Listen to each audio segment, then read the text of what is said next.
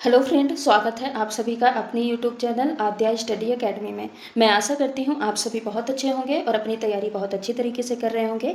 आज की हमारी क्लास साइंस की प्रैक्टिस सेट की 6वीं क्लास है। इसके पहले की जो प्रैक्टिस सेट की क्लासेस है उसकी एक प्लेलिस्ट बनाई गई है जहाँ पे सारी क्लासेस सीक्वेंस वाइज डली हैं। तो आप प्लेलिस्ट में जाके जो प्रीवियस प्रैक्टिस सेट की क्लासेस हैं उनको कंप्लीट जरूर कर लीजिएगा। आज की इस क्लास में हम सीटेट एग्जाम में पूछे गए साइंस के कुछ महत्वपूर्ण प्रीवियस ईयर क्वेश्चन और साथ ही साइंस के कुछ नए प्रश्नों की प्रैक्टिस करने वाले हैं। तो आप वीडियो में लास्ट तक जरूर बने रहिएगा। साथ ही ऐसे ही प्रश्न आपको एग्जाम में भी देखने को मिलेंगे। तो आपको हर एक क्वेश्चन ध्यान से पढ़ना है और ध्यान से पढ़ने के बाद ही करेक्ट आंसर तक पहुंचना है। और आप सभी से रिक्वेस्ट भी है कि अगर आप चैनल पर नए हैं तो चैनल को सब्सक्राइब करके वीडियो को जरूर लाइक करके चलिएगा।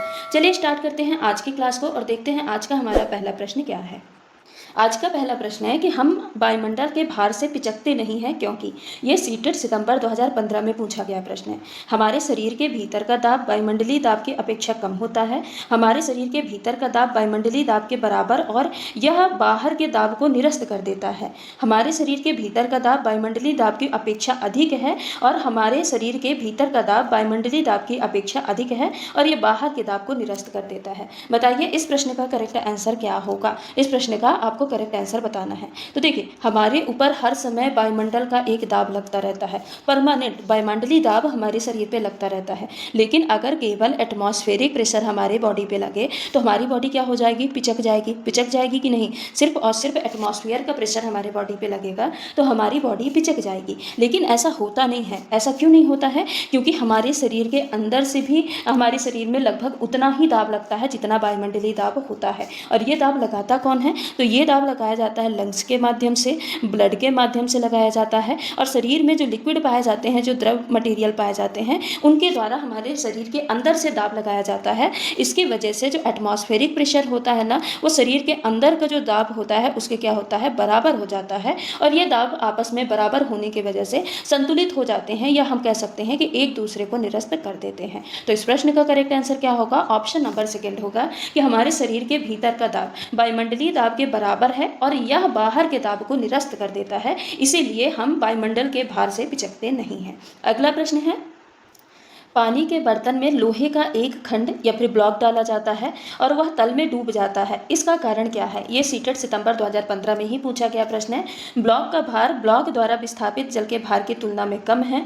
जल का घनत्व ब्लॉक के घनत्व की तुलना में अधिक है। बर्तन इतना गहरा नहीं है कि ब्लॉक तैर सके। ब्लॉक द्वारा विस्थापित जल का भार ब्लॉक के भार की तुलना में कम है। बताइए इस प्रश्न का करेक्ट आंसर क्या होगा। यहाँ पे प्रश्न जो पूछा गया है वो आर्किमिडीज के सिद्धांत पे पूछा गया है। आर्किमिडीज का सिद्धांत हमने पढ़ा था ना, वहाँ पे उत्प्लावक बल के बारे में भी हमने पढ़ा था। तो यहाँ पे बेसिकली क्या दिया गया है कि जब हम लोहे का एक टुकड़ा है, लोहे के एक टुकड़े को हम पानी में डालते हैं, मान लीजिए ये पानी की बाल्टी है, इसमें हम लोहे का एक टुकड़ा डालते हैं तो ये लोहे का टुकड़ा जाके तली में बैठ जाता है, यानी डूब जाता है। ये इसका मेन कारण क्या है? तो देखिए जब लोहे के टुकड़े को पानी में डाला जाता है तो यहाँ पे दो बल लगते हैं। एक बल लगता है नीचे की ओर, एक बल क्या लगता है, नीचे की ओर बल लगता है, जो कि लोहे के टुकड़े के भार, खुद के भार के बराबर होता है। दूसरा बल लगता है ऊपर की ओर, जो ऊपर की ओर बल लगता है ना, ये बल कौन सा होता है? ये बल होता है उत्प्लावन बल। क्या होता है? उत्प्लावन बल होता है, जो कि लोहे के टुकड़े द्वारा विस्थापित जल के द्वारा लगाया जाता है। अब यहाँ पे क्या होता है, जो ब्लॉक होता है, लोहे का जो टुकड़ा होता है, इसका भार ज़्यादा होता है और जो वो पानी विस्थापित किया है, जो वो पानी विस्थापित किया है, विस्थापित पानी का भार क्या होता है, कम होता है। जिसकी वजह से जितना वस्तु का भार है, यानी जितना लोहे के टुकड़े का भार है, उतना पानी अपोजिट डायरेक्शन में, ऊपर की डायरेक्शन में उत्प्लावक बल नहीं लगा पाती है, क्योंकि विस्थापित पानी का भार लोहे के टुकड़े के भार से क्या है, कम है। इसी वजह से जो लोहे का ब्लॉक होता है वो क्या हो जाता है, टूट जाता है। तो यहाँ पे करेक्ट आंसर क्या होगा? देखिए ऑप्शन नंबर फर्स्ट में दिया है कि ब्लॉक का भार ब्लॉक द्वारा विस्थापित जल के भार की तुलना में कम है। ना, ब्लॉक का भार कम नहीं है, ब्लॉक का भार ज्यादा है। अब ब्लॉक का भार ज्यादा किस में दिया है? ऑप्शन नंबर फोर्थ में दिया है। बाकी घनत्व गहराई ये मैटर नहीं करता है।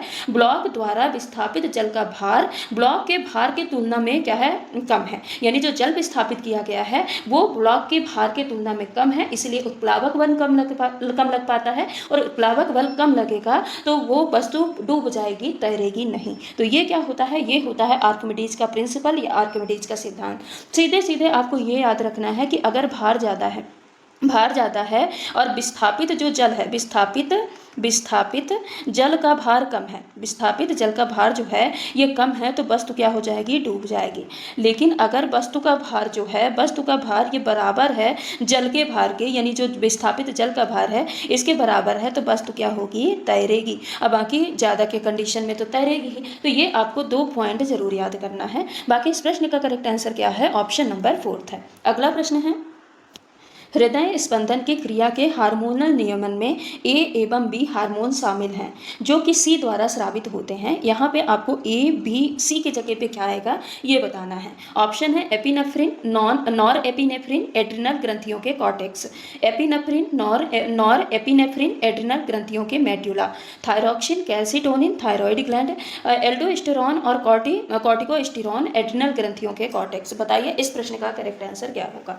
तो देखिए हृदय की धड़कन, ये जो हार्ट बीट होती है, इसको तेज करने या धीमा करने का काम किसका होता है, एपिनेफ्रिन का, या फिर इसको हम एड्रेनालिन हार्मोन भी कह सकते हैं, या फिर नॉर एपिनेफ्रिन, या फिर इसको हम नॉर एड्रेनालिन हार्मोन भी कहते हैं। इनका काम होता है, एपिनेफ्रिन का और नॉर एपिनेफ्रिन का। और ये निकलते कहाँ से हैं, एपिनेफ्रिन और नॉन जो एपिनेफ्रिन है ये निकलते कहाँ से हैं, तो ये एड्रिनल ग्लैंड के मेड्यूला पार्ट से निकलते हैं। कहाँ से निकलते हैं, एड्रिनल ग्लैंड के मेड्यूला पार्ट से निकलते हैं। ये फर्स्ट ऑप्शन क्यों गलत हो गया, इसलिए गलत हो गया क्योंकि यहाँ पे कॉर्टेक्स दिया है, कॉर्टेक्स पार्ट से एपिनेफ्रिन नॉर एपिनेफ्रिन नहीं निकलते हैं। कहाँ से निकलते हैं, एड्रिनल ग्लैंड के मेडुला पार्ट से निकलते हैं। तो इस प्रश्न का करेक्ट आंसर क्या हो जाएगा, ऑप्शन नंबर 2 हो जाएगा। देखिए इनका काम क्या होता है, तो इनका काम होता है हार्ट बीट को बढ़ाना। जो हार्ट बीट होती है, हृदय की धड़कन होती है, इसको बढ़ाने का काम करते हैं। साथ ही ब्लड प्रेशर को भी बढ़ाने का काम करते हैं और शरीर को ट्रिपल एफ के लिए रेडी करते हैं। ट्रिपल एफ क्या होता है, फियर, फाइट और फ्लाइट के लिए क्या करते हैं, रेडी करने का काम करते हैं, तैयार करने का काम करते हैं।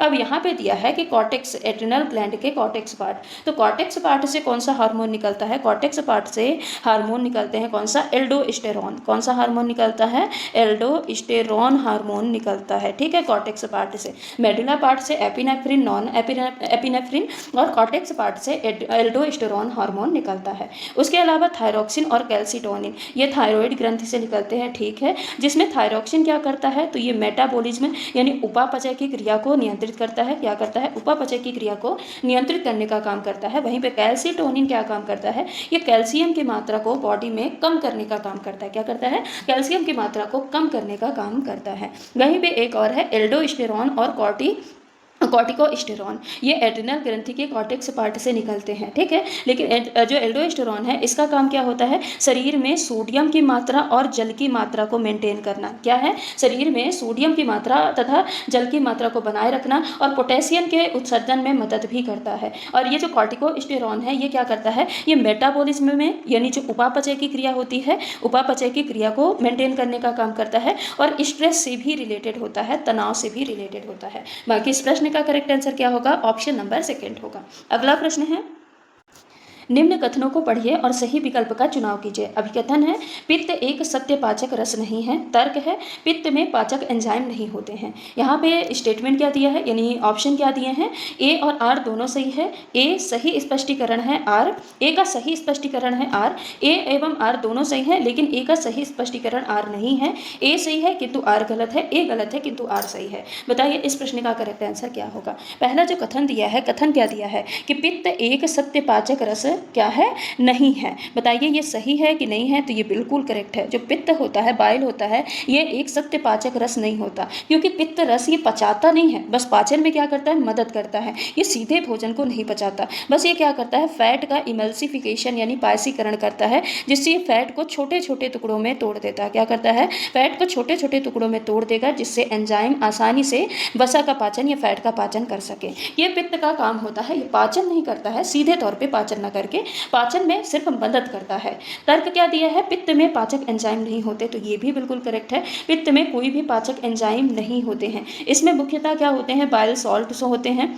क्या होते हैं, बाइल सॉल्ट होते हैं यानी पित्त लवण होते हैं। बाइल पिगमेंट होते हैं यहाँ पे यानी पित्त वर्णक होते हैं। बाइल पिगमेंट के अलावा यहाँ पे कोलेस्ट्रॉल होता है और जल होता है। इसमें कोई भी पाचक एंजाइम नहीं होते हैं। तो यहाँ पे ए और आर दोनों सही है और आर जो है वो ए की सही व्याख्या भी करता है, सही स्पष्टीकरण भी कर रहा है। इसीलिए इस प्रश्न का करेक्ट आंसर ऑप्शन नंबर 1 होगा। अगला प्रश्न है, निम्न कथनों पर विचार कीजिए। सामान्य व्यक्ति के लिए न्यूनतम दृश्य दूरी 25 सेंटीमीटर होनी चाहिए। वर्णांधता से पीड़ित व्यक्ति लाल तथा हरे रंग में विभेद नहीं कर पाता।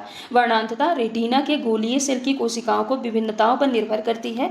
जरा दृष्टि दोष से पीड़ित व्यक्ति गोलीय लेंस का उपयोग करता है। उपरोक्त में से कौन सा कथन सत्य है? यहाँ पे ए बी डी सही है, ए सी सही है, बी सी सही है या ए बी सी सही है? बताइए इस प्रश्न का करेक्ट आंसर क्या होगा। तो देखिए एक एक स्टेटमेंट को यहाँ पे चेक करते हैं। पहला है कि सामान्य व्यक्ति के लिए जो न्यूनतम दृश्य दूरी है वो कितनी होती है? 25 सेंटीमीटर। बिल्कुल सही है। अगर हम इससे पास में किसी वस्तु को लाते हैं तो वो वस्तु हमको धुंधली दिखाई देगी, इसीलिए सामान्य व्यक्ति के लिए न्यूनतम जो दृश्य दूरी होती है, यानी न्यूनतम वो कितने दूर का देख सकता है? तो 25 सेंटीमीटर का वो देख सकता है। वर्णांधता से पीड़ित व्यक्ति लाल और हरे रंग में विभेद नहीं कर पाता। जो कलर ब्लाइंडनेस पीड़ित व्यक्ति होता है ना, वो मेनली लाल और हरे रंग में डिफरेंस ही नहीं कर पाता है, अंतर नहीं कर पाता। तो यहाँ पे ए भी सही है, बी भी सही है। तीसरा है वर्णांधता रेटिना की गोलीय सेल की कोशिकाओं की विभिन्नताओं पर निर्भर करती है। तो क्या ये करेक्ट है? ये बिल्कुल करेक्ट है। जो रंगों को पहचानना ये रेटिना की कोशिकाओं से होता है। कोशिकाओं में भी किससे?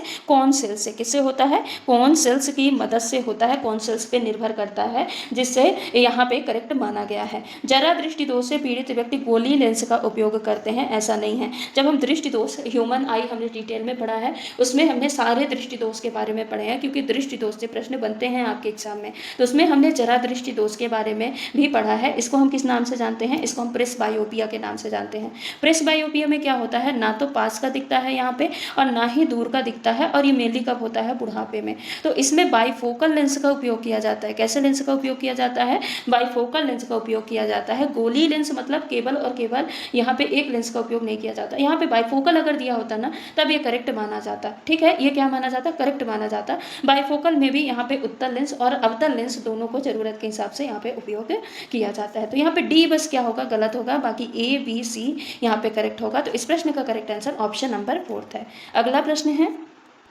यदि किसी वस्तु की कंपनों की आवृत्ति घटती है और उसका आयाम बढ़ता है तब। यह सीटेड जनवरी 2012 में पूछा गया प्रश्न है। तारत्व बढ़ता है लेकिन प्रबलता घटती है। तारत्व घटता है लेकिन प्रबलता बढ़ती है। उत्पादित ध्वनि का तारत्व और प्रबलता दोनों घटते हैं। उत्पादित ध्वनि का तारत्व और प्रबलता दोनों बढ़ते हैं। बताइए इस प्रश्न का करेक्ट आंसर क्या होगा। तो देखिए मेनली जो ध्वनि है, ध्वनि में दो गुण होते हैं। पहला हम देखते हैं किसका? आवृत्ति का या फिर फ्रीक्वेंसी। आवृत्ति जो होती है ये तारत्व को डिसाइड करती है। ठीक है, एक बढ़ेगा तो दूसरा भी बढ़ेगा, एक घटेगा तो दूसरा भी घटेगा। दूसरा है यहाँ पे आयाम, जिसको हम एम्पलीट्यूड भी बोलते हैं। क्या है? आयाम, या फिर इसको हम लिख सकते हैं क्या? प्रबलता। इसको हम क्या लिख सकते हैं? प्रबलता, यानी प्रबलता को डिसाइड करता है। तो आवृत्ति देखिए, आवृत्ति अगर कम हो रही है, आवृत्ति अगर कम हो रही है तो आवाज़ कैसी होगी? पतली होगी। आवाज़ कैसे होगी? पतली या फिर तीखी आवाज़ होगी। और अगर आवृत्ति ज़्यादा हो रही है, यानी आवृत्ति अगर बढ़ाई जा रही है, तो आवाज़ कैसी होगी? मोटी होगी या फिर भारी। कैसी आवाज़ होगी? मोटी भारी होगी। और आवृत्ति से डायरेक्टली रिलेट करता है तारत्व। अगर आवृत्ति घट रही है तो तारत्व भी क्या होगा? घटेगा। आवृत्ति बढ़ रही है तो तारत्व भी क्या होगा? बढ़ेगा। तो प्रश्न में क्या दिया है कि आवृत्ति घट रही है, आवृत्ति घट रही है तो तारत्व भी क्या होगा? घटेगा। तारत्व क्या होगा?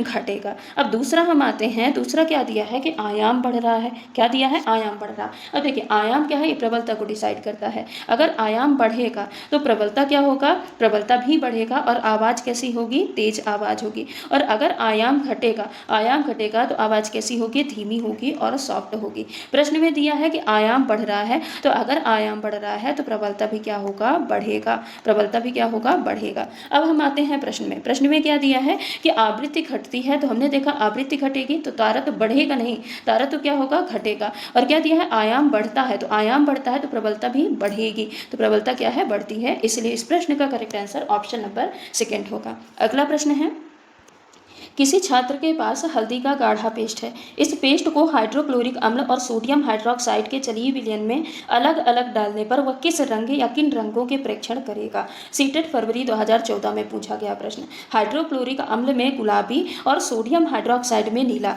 यहाँ पे हल्दी के बारे में बोल रहा कि हल्दी किस में कौन सा रंग देगा। ठीक है, हल्दी का जो गाढ़ा पेस्ट है तो हाइड्रोक्लोरिक अम्ल में गुलाबी रंग देगा, सोडियम हाइड्रोक्साइड में नीला रंग देगा। हाइड्रोक्लोरिक अम्ल में नीला रंग देगा, सोडियम हाइड्रोक्साइड में लाल रंग देगा, दोनों प्रकरणों में नीला रंग देगा, या हाइड्रोक्लोरिक अम्ल में पीला रंग ही रहेगा और सोडियम हाइड्रोक्साइड में लाल रंग का हो जाएगा। बताइए इस प्रश्न का करेक्ट आंसर क्या होगा। तो जो हल्दी होता है ना, हल्दी क्या होती है, हल्दी एक प्राकृतिक सूचक होती है, ठीक है, क्या होता है, नेचुरल इंडिकेटर होता है, जो कि अगर अम्ल में मिलाया जाए यानी एसिड में मिलाया जाए तो वो सेम कलर की यानी पीले कलर की ही बनी रहती है। लेकिन अगर इसको क्षार में मिलाया जाएगा तो क्षार में ये लाल रंग में या लाल भूरे रंग में ये क्या हो जाती है, परिवर्तित हो जाती है। तो यहाँ पे अब देखिए, अब आप ऑप्शन को देखिए, हमने ये देख लिया कि हल्दी एसिड के साथ पीला रंग ही रहेगा, इसका पीले रंग में ही रहेगी, और क्षार के साथ यानी बेस के साथ ये लाल रंग में परिवर्तित हो जाएगी। अब यहाँ पे गुलाबी रंग दिया है एसिड के साथ तो ये गलत होगा, यहाँ पे एसिड के साथ नीला रंग दिया है तो ये भी गलत होगा, यहाँ पे दोनों में नीला रंग दिया है तो ये भी गलत होगा।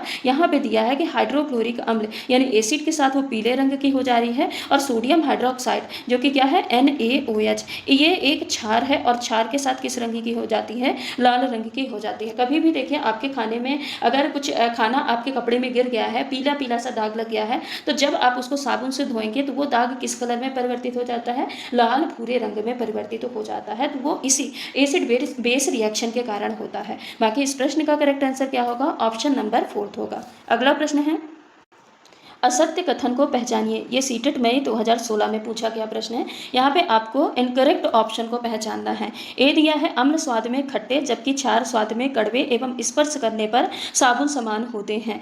बी है अम्ल नीले लिटमस को लाल एवं क्षार लाल लिटमस को नीला कर देते हैं। पदार्थ के विलयन जो अम्ल क्षार एवं उदासीन विलयन में भिन्न भिन्न रंग दर्शाते हैं क्या कहलाते हैं, सूचक कहलाते हैं।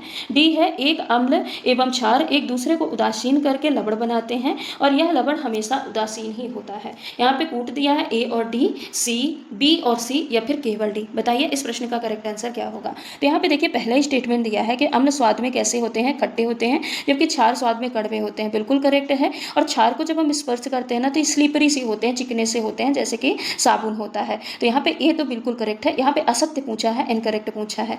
अम्ल नीले लिटमस को लाल कर देते हैं, तो ये भी बिल्कुल सही है कि जो अम्ल होते हैं ये क्या करते हैं, ब्लू को रेड में कन्वर्ट कर देते हैं, लिटमस को, और जो क्षार होते हैं ये रेड को किस में कन्वर्ट कर देते हैं, ब्लू को कन्वर्ट करते हैं। तो बी भी बिल्कुल करेक्ट है। अब यहाँ पे सी क्या दिया है, पदार्थ के विलयन जो अम्ल क्षार एवं उदासीन विलयन में भिन्न रंग दर्शाते हैं वो क्या कहलाते हैं, सूचक कहलाते हैं। तो बिल्कुल सही है। ऐसे पदार्थ क्या कहलाते हैं, इंडिकेटर्स कहलाते हैं। और इंडिकेटर्स में आते क्या क्या है, एक तो लिटमस आ जाएगा, क्या आ जाएगा, एक लिटमस आ जाएगा।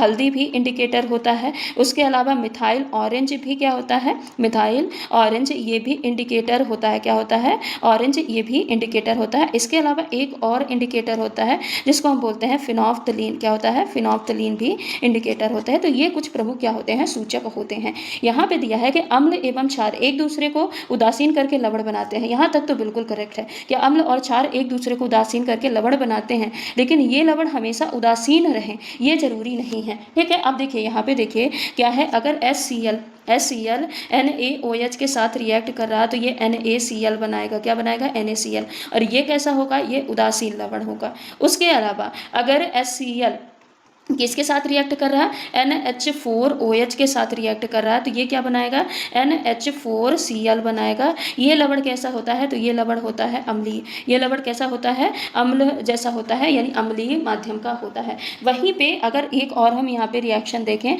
CH3COOH ये NaOH के साथ जब रिएक्ट करेगा तो क्या बनाएगा, CH3COONA बनाएगा, जो कि कैसा लवण होता है, ये एक प्रकार का क्षारीय लवण होता है। देखिए यहाँ पे आप ट्रिक से एक याद कर लीजिए कि अगर स्ट्रॉन्ग एसिड और स्ट्रॉन्ग बेस रिएक्ट करेंगे तब जो लवण बनेगा वो कैसा होगा, न्यूट्रल होगा। वहीं पे अगर स्ट्रॉन्ग एसिड और वीक बेस रिएक्ट करते हैं तो लवण कैसा बनेगा, एसिडिक बनेगा। और अगर वीक एसिड और स्ट्रॉन्ग बेस रिएक्ट करते हैं तब क्या बनेगा, बेसिक सॉल्ट बनेगा। कैसा सॉल्ट बनेगा, बेसिक सॉल्ट का निर्माण होगा। बाकी यहाँ पे असत्य पूछा था तो यहाँ पे ए भी सही है, बी भी सही है, सी भी सही है, लेकिन जो डी ऑप्शन है, डी स्टेटमेंट है, ये इनकरेक्ट है। इनकरेक्ट ही पूछा है, इसीलिए इस प्रश्न का करेक्ट आंसर क्या हो जाएगा, ऑप्शन नंबर 4 केवल डी हो जाएगा। अगला प्रश्न है, निम्नलिखित में से कौन सा तथ्य भौतिक परिवर्तन के लिए सत्य है? भौतिक परिवर्तन अस्थायी होते हैं तथा उत्क्रमित हो सकते हैं। भौतिक परिवर्तन के दौरान अवयवों का संघटक परिवर्तित हो जाता है। भौतिक परिवर्तन के दौरान ऊर्जा अवशोषित नहीं होती है। भौतिक परिवर्तन के दौरान तत्वों का यथार्थ समाप्त हो जाता है। यहाँ पे भौतिक परिवर्तन यानी फिजिकल चेंजेस के बारे में आपको बताना है कि कौन सा करेक्ट स्टेटमेंट यहाँ पे दिया है। तो देखिए दो परिवर्तन होते हैं, एक होता है भौतिक परिवर्तन और एक होता है रासायनिक परिवर्तन। क्या होता है? रासायनिक परिवर्तन। भौतिक परिवर्तन वो परिवर्तन होते हैं जिसमें जो पदार्थ है, पदार्थ का सिर्फ आकार बदलता है, या तो आकार बदलेगा या तो उसकी अवस्था में परिवर्तन होगा, जैसे सॉलिड से लिक्विड, लिक्विड से गैस, या फिर उसके रंग रूप थोड़ा बहुत बदलता है। लेकिन यहाँ पे जो गुण होता है, गुण पदार्थ का ओरिजिनलिटी कभी भी नहीं बदलती है। लेकिन रासायनिक परिवर्तन में जो पदार्थ का गुण है, गुण ही बदल जाता है। यानी अगर दो पदार्थ हम ए और बी मिला रहे हैं तो ये ए और बी से जो पदार्थ बनेगा, ए बी जो प्रोडक्ट बनेगा, ये ए बी से बिल्कुल भी समानता नहीं रखता, यानी उनके ओरिजिनलिटी ही बदल जाती है। तो इसको हम क्या बोलते हैं? रासायनिक परिवर्तन। भौतिक परिवर्तन में क्या आ जाएगा? जैसे बर्फ का पिघलना, बर्फ अगर पिघल रहा है तो किस में आएगा? भौतिक परिवर्तन में आ जाएगा। कागज को अगर हम मोड़े हैं, कागज को अगर हम मोड़े हैं तो ये भौतिक परिवर्तन में आ जाएगा। पानी का अगर भाप बन रहा, पानी भाप बन रहा है तो यहाँ पे अवस्था परिवर्तन हो रहा है, तो ये किस में आएगा? भौतिक परिवर्तन में। यानी जिन चीज़ों में जो वस्तु है वो यथार्थ वही बनी रहे तो वो क्या कहलाएगा? भौतिक परिवर्तन। लेकिन रासायनिक परिवर्तन, जैसे लोहे में जंग लगना, रासायनिक परिवर्तन। फल का पकना, किसी भी चीज़ का पकना, पकने के बाद उसको हम कच्चा नहीं कर सकते, ये क्या होता है? रासायनिक परिवर्तन होता है। किसी भी चीज़ का सड़ना, सड़ना क्या होता है? रासायनिक परिवर्तन होता है। ठीक है, ये सारी चीज़ें क्या होती हैं? ये सारी चीज़ें रासायनिक परिवर्तन होती हैं। रासायनिक परिवर्तन को हम रिवर्स नहीं कर सकते, ये ध्यान रखिएगा। जो रासायनिक परिवर्तन होता है इसको हम रिवर्स नहीं कर सकते, लेकिन भौतिक परिवर्तन को हम रिवर्स कर सकते हैं, इसको हम रिवर्स कर सकते हैं। ठीक है, तो यहाँ पे हम ऑप्शन पे अब आते हैं। तो भौतिक परिवर्तन अस्थायी होते हैं और तथा उत्क्रमित भी हो सकते हैं, यानी रिवर्स भी हो सकते हैं। तो यही क्या हो जाएगा? करेक्ट। बाकी ऑप्शन पे जाएं तो भौतिक परिवर्तन के दौरान अवयवों का संगठन ही चेंज हो जाता है, तो बिल्कुल नहीं चेंज होता। अगर संगठन चेंज होगा तो ये रासायनिक परिवर्तन में यानी केमिकल चेंज में आ जाएगा, फिजिकल चेंज में नहीं आएगा। भौतिक परिवर्तन के दौरान ऊर्जा अवशोषित नहीं होती, ऐसा बिल्कुल हम कह नहीं सकते हैं कि ऊर्जा अवशोषित नहीं होती है। जैसे बर्फ जब पिघलता है ना तो इस टाइम पे कुछ ऊर्जा को अवशोषित किया जाता है, तो ये भी क्या हो जाएगा? गलत। भौतिक परिवर्तन के दौरान तत्वों का यथार्थ समाप्त हो जाता है। अभी हमने पढ़ा है कि तत्वों का जो गुण होता है वो बिल्कुल भी नहीं बदलता, बिल्कुल भी समाप्त नहीं होता। ये किस में आ जाएगा? ये भी केमिकल चेंज में आ जाएगा। बाकी इस प्रश्न का correct answer option number first है। अगला प्रश्न है, निम्न कथनों पर विचार कीजिए। धातुएं सामान्यतः कठोर होती हैं। मरकरी कठोर प्रकृति की होती है एवं विषैली नहीं होती है। मरकरी सामान्यतः मानव शरीर में जलीय जंतुओं की खाद्य श्रृंखला द्वारा प्रवेश करती है। उपरोक्त में से कौन सा कथन या कौन से कथन है जो कि सही है? ए, बी, सी, केवल ए और बी या ए और सी? बताइए इस प्रश्न का करेक्ट आंसर क्या होगा। तो पहला स्टेटमेंट क्या दिया है कि जो धातुएं होती हैं ये सामान्यतः कैसी होती हैं? कठोर होती हैं। बिल्कुल सही है, धातुएं सामान्यतः कठोर होती हैं, लेकिन अपवाद के तौर पर सोडियम और पोटेशियम होता है। सोडियम और पोटेशियम मुलायम धातु होती हैं जिनको हम आसानी से चाकू से काट सकते हैं। बी क्या दिया है कि मरकरी कठोर प्रकृति की होती है और विषैली नहीं होती, ये क्या है? गलत है। मरकरी कठोर नहीं होती है, लेकिन रूम टेम्परेचर पे कैसी होती है? द्रव अवस्था में, लिक्विड स्टेट में पाई जाती है, तो ये मुलायम होती है और बहुत ज़्यादा टॉक्सिक होती है, बहुत ज़्यादा विषैली होती है। तो ये क्या हो जाएगा? गलत स्टेटमेंट है। सी क्या दिया है? मरकरी सामान्यतः मानव शरीर में जलीय जंतुओं की खाद्य श्रृंखला द्वारा प्रवेश करती हैं। अब इसमें क्या है? देखिए, पानी में मौजूद जो मरकरी होती है ये कहाँ पे जमा हो जाती है? जलीय जंतु यानी मछली में जमा हो जाएगी। किस में जमा हो जाती है? मछलियों में जमा हो जाती है। अब मछलियों से अगर मनुष्य इन मछलियों को खाएगा तो फूड चेन के माध्यम से ये मानव शरीर में पहुँच जाती हैं। तो ये भी बिल्कुल करेक्ट है कि मरकरी सामान्यतः मानव शरीर में जलीय जंतुओं की खाद्य श्रृंखला द्वारा प्रवेश करती हैं। यानी यहाँ पे ए करेक्ट है और सी करेक्ट है, बी क्या है? गलत है। तो यहाँ पे बी दिया है इसलिए गलत, बी दिया है इसलिए गलत, केवल ए नहीं होगा। ए और सी यानी ऑप्शन नंबर 4 इस प्रश्न का करेक्ट आंसर हो जाएगा। अगला प्रश्न है, राधिका के मसूड़े से अक्सर रुधिर निकलता रहता है एवं उसके घाव भरने में लंबा समय लेते हैं। उसके आहार में कौन से विटामिन की कमी है? ये सीटेट में 2016 में पूछा गया प्रश्न है। विटामिन बी की कमी है, या फिर यहाँ पे हम B1 भी लिख सकते हैं। विटामिन सी की कमी है, विटामिन डी की कमी है, या विटामिन ए की कमी है? बताइए इस प्रश्न का करेक्ट आंसर क्या होगा। तो यहाँ पे देखिए 2 लक्षण राधिका के लिए दिए गए हैं कि मसूड़ों में क्या है? अक्सर रुधिर निकलता रहता है, यानी मसूड़ों से खून निकलना, और घाव देरी से भरना, यानी लंबे समय बाद भरना, ये दोनों कमी, ये दोनों जो लक्षण है ये किसके कारण होते हैं? ये दोनों लक्षण विटामिन सी की कमी के कारण होते हैं। किसके कारण? विटामिन सी की कमी के कारण। विटामिन सी को हम किस नाम से जानते हैं? एस्कॉर्बिक अम्ल के नाम से जानते हैं। किस नाम से जानते हैं? एस्कॉर्बिक अम्ल या एस्कॉर्बिक एसिड के नाम से जानते हैं। इसका कार्य क्या है? एक तो ये मसूड़ों को स्वस्थ रखने का काम करता है। क्या करता है? मसूड़ों को स्वस्थ रखता है, घाव को जल्दी भरने में मदद करता है ताकि घाव जल्दी भर सके, और उसके अलावा ये कोलेजन, जो शरीर में कोलेजन बनता है ना, कोलेजन बनाने में सहायता करता है। क्या करता है विटामिन सी? शरीर में कोलेजन बनाने में सहायता करता है। ये विटामिन सी का काम है। और विटामिन सी की कमी से ही ये जो मसूड़ों से खून निकलना, घाव लंबे समय से भरना, ये क्या होते हैं? लक्षण होते हैं। ठीक है। इसके अलावा देखिए जो विटामिन B1 है, विटामिन B1 की कमी से कौन सा रोग हो जाता है? बेरी बेरी रोग हो जाता है। कौन सा रोग हो जाता है? बेरी बेरी रोग हो जाता है। वहीं पे विटामिन डी की कमी से रिकेट्स रोग हो जाता है, जो कि बच्चों में होता है। रिकेट्स रोग किस में होता है? ये होता है बच्चों में। ठीक है, बच्चों में होता है। और एक और विटामिन डी की कमी से रोग हो जाता है जिसको हम बोलते हैं ऑस्टियोमलेशिया। क्या बोलते हैं?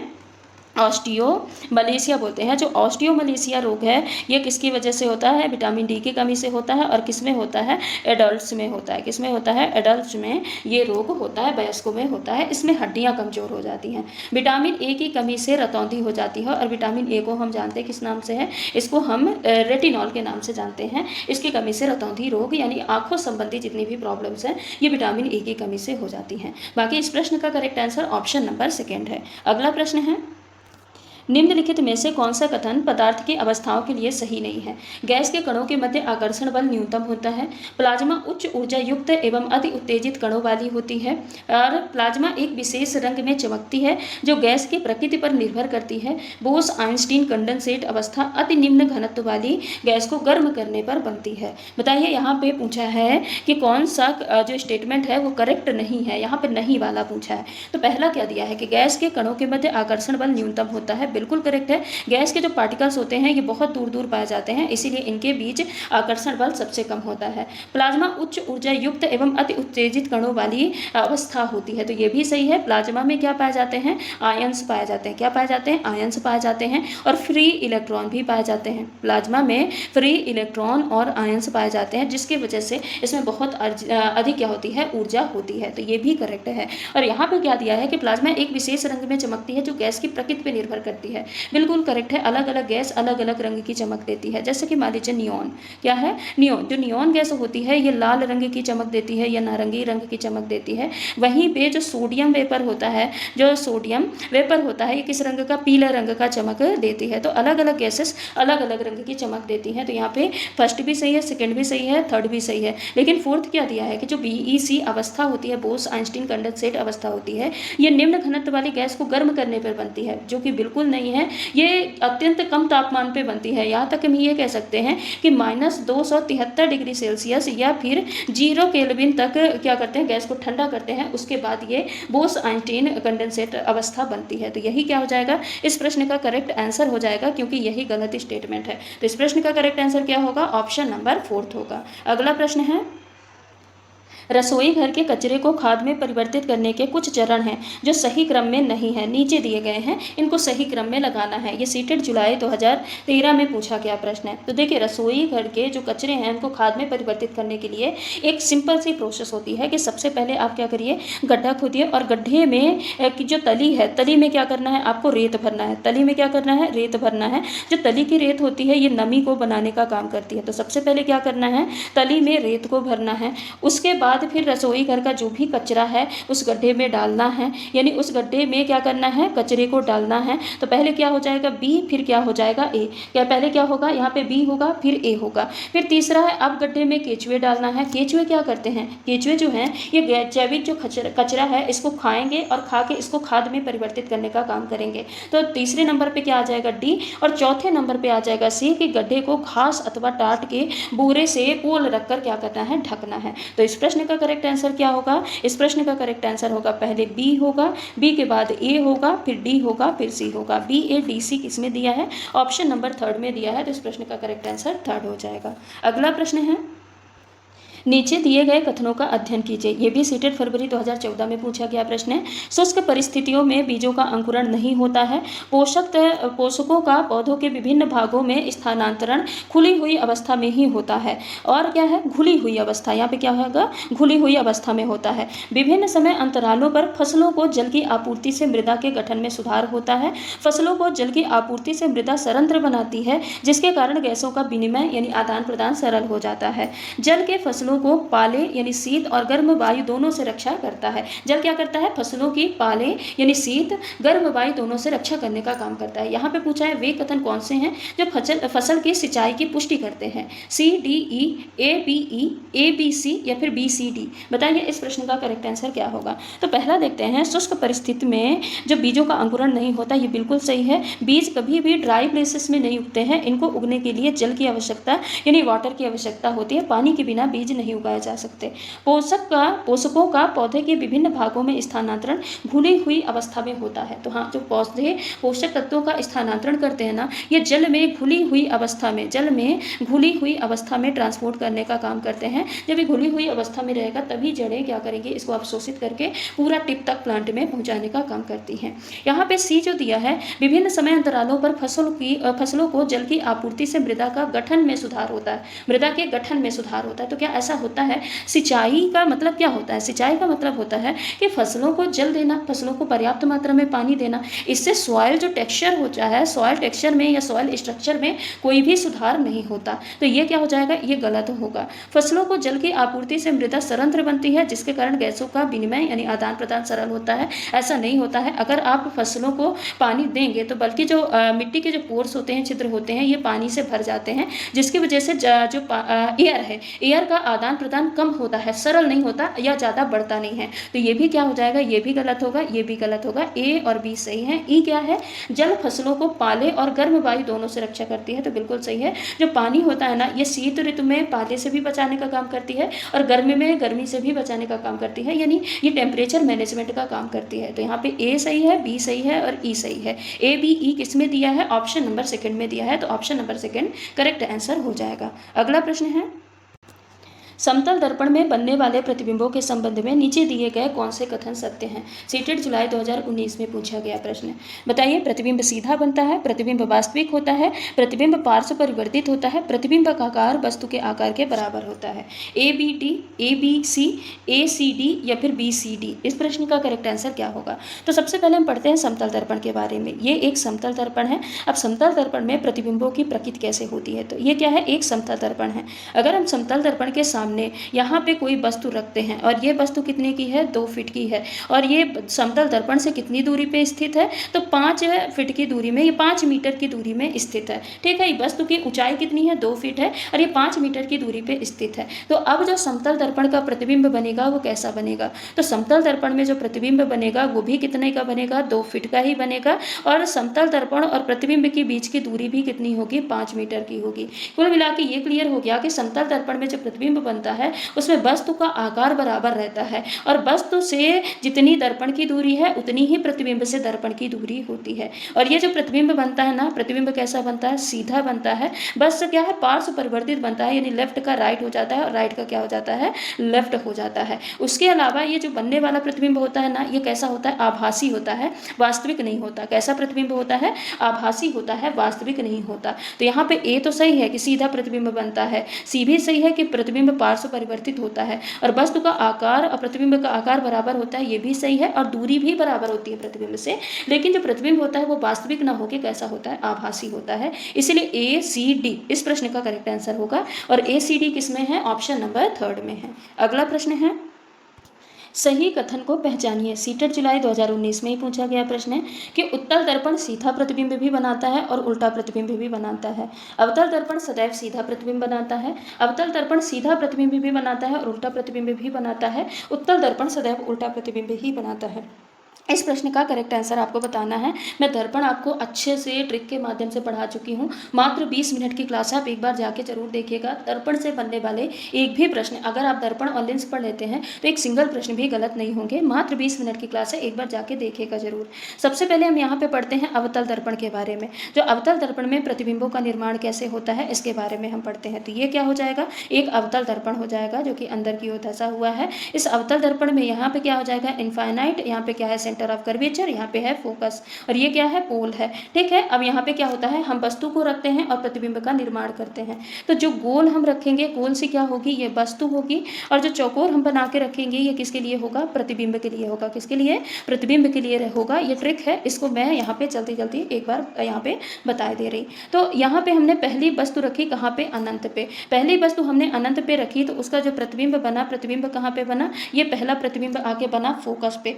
दूसरी हमने वस्तु रखी अनंत और सेंटर ऑफ कर्वेचर के बीच में, ये दूसरी वस्तु हमने रखी तो प्रतिबिंब भी एक स्टेप आगे खिसक जाएगी, फोकस और सेंटर ऑफ कर्वेचर के बीच में खिसक जाएगी।